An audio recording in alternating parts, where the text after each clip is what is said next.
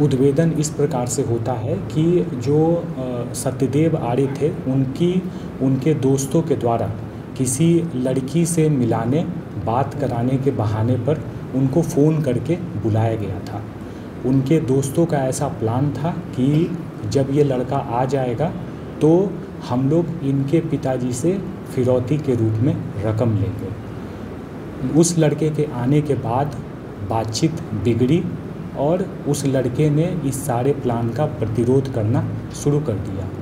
इन सब प्रतिरोध के बीच इन लोगों ने मिलकर उस लड़के को जान से मार दिया 3 जून 2024 की देर संध्या को ही।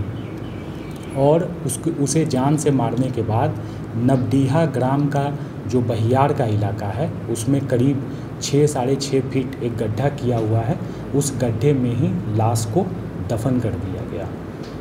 पुलिस की जो अनुसंधान है उसमें हम लोगों ने जो समेकित अनुसंधान है और जो गिरफ्तार लोग हैं उनसे पूछताछ के बाद हम लोगों ने लाश को दफन किए जाने के स्थान को चिन्हित किया है। और साथ ही साथ आज हम लोगों ने अंचलाधिकारी खैरा की उपस्थिति में समस्त प्रक्रिया की वीडियोग्राफी कराते हुए दफन लाश को ज़मीन से बाहर निकाला है और उसे अंत्य परीक्षण हेतु सदर अस्पताल भेजा गया था।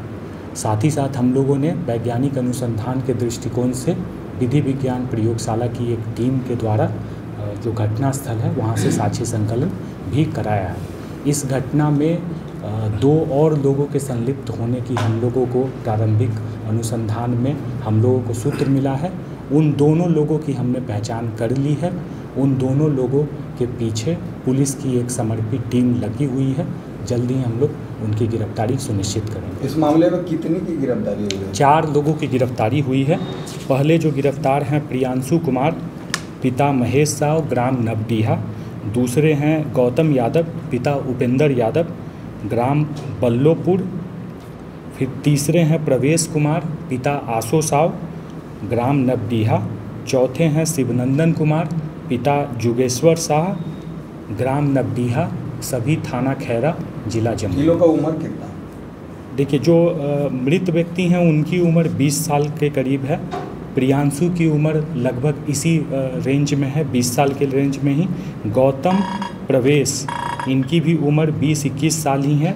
शिवनंदन है उनकी उम्र 30 वर्ष के करीब होगी। क्या ये सब सवाल ये होता है कि अभी तक जो हम लोगों की जो जानकारी है कोई प्रीवियस क्रिमिनल एंटीसीडेंट नहीं है।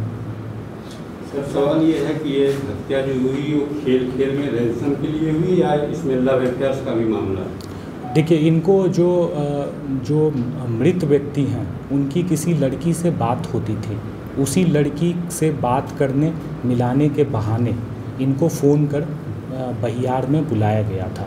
जो नवडीहा गांव का बहियार है उसमें बुलाया गया था। बहाना यही था, लेकिन इस बहाने के पीछे जो आपराधिक मकसद था वह यह था कि इनको बुलाकर इनको कन्फाइन करके इनके पिताजी से फिरौती की रकम मांगी जाए।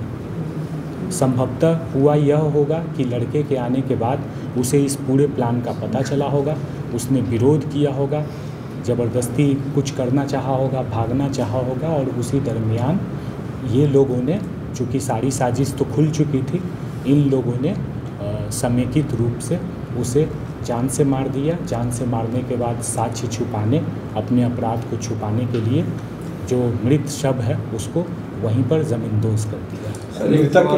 मृतक के पिताजी है कि ये सारे जो अरेस्टेड पर्सन है वो टीनेजर्स हैं, उनका कोई आपराधिक हिस्ट्री बैकग्राउंड नहीं होगा, तो क्या ये खेल में ऐसा हुआ या उनकी मंशा थी कि हम उनसे रैंसम लें? देखिए टीनेजर मैं नहीं कहूँगा, सारे एडल्ट हैं, सारे एडल्ट हैं, सारे एडल्ट हैं। तो क्या मैंने किसी साजिश के तहत रैंसम मांगा गया था या रैंसम मांगा गया नहीं था। प्लान यही था कि रैंसम मांगा जाएगा और जब मौत के घाट मृतक को उतार दिया गया उसके बाद लाश को बेहद प्लान्ड वे में ज़मींदोज़ किया गया। तो इन सब को ओवरऑल पर्सपेक्टिव में देखे जाने से लगता है कि सबको पता था कि हो क्या रहा है। कितने का फिरौती मांगा गया था सर? हत्या मैंने अभी बताया कि फिरौती मांगा नहीं गया था। प्लान यही था कि मांगा जाएगा। जो हम लोगों की प्रारंभिक पूछताछ है उसमें जो अरेस्टेड लोग हैं उनका कहना था कि वो लोग एक्सपेक्ट कर रहे थे कि पर हेड 50-60 हज़ार रुपये उन्हें मिलेंगे। कैसे हत्या की गई? गला दबा के हत्या की गई है और अभी डिटेल्ड पोस्टमार्टम रिपोर्ट आनी बाकी है। तो जो साइंटिफिक रीज़न है हम लोग उससे इस्टेब्लिश करेंगे। सर, तो परिजन से भी बात हुई बॉडी मिलने के बाद सर? जी हाँ। तो उन लोगों का क्या कहना है? क्या वो कहीं फोन कॉल ये सब आया था कुछ? नहीं, मैंने अभी आप लोगों को बताया भी कि उनका आपराधिक मकसद ये था और इस आपराधिक मकसद तक पहुंचने से पहले ही जो सत्यदेव आड़ी थे उनको मार दिया गया और साथ ही साथ पुलिस की जो त्वरित कार्रवाई थी उसमें हम लोगों ने बॉडी दफनाने की जगह को चिन्हित करके उसे रिकवर भी कर दिया। सर, दो सवाल है। एक तो ये कि जिस गड्ढे से उसकी लाश मिली तो वो गड्ढा पहले बना के रखा गया था, तो क्या इसकी घटना की प्लानिंग लंबे समय से चल रही थी? देखिए, जो गड्ढा है वो एक गांव का बहियार का इलाका है और उस तरह के इलाके में गड्ढे जो बनाने का जो मकसद है, आपका जो एंगल है, उन दोनों चीज़ों में जो वर्तमान घटना के आलोक में ये एक इन्वेस्टिगेशन का एंगल हो सकता है, पर अभी तक के अनुसंधान से हम लोगों को ऐसा नहीं लग रहा है कि उतना लंबा चौड़ा जो गड्ढा है वो इस पर्पस से बना के रखा गया होगा। एक और सवाल है कि सर, जैसा कि बताया जा रहा है कि रैंसम मांगना उनका वो प्लानिंग था, तो क्या इस घटना में, इस योजना में सत्यदेव की भी संलिप्तता थी कि अपने बाप से ही पैसा? अभी तक के अनुसंधान में ऐसा कुछ भी नहीं है। मारने वाला तीनों के उसको साथ सब लोग एक दूसरे को जानते थे।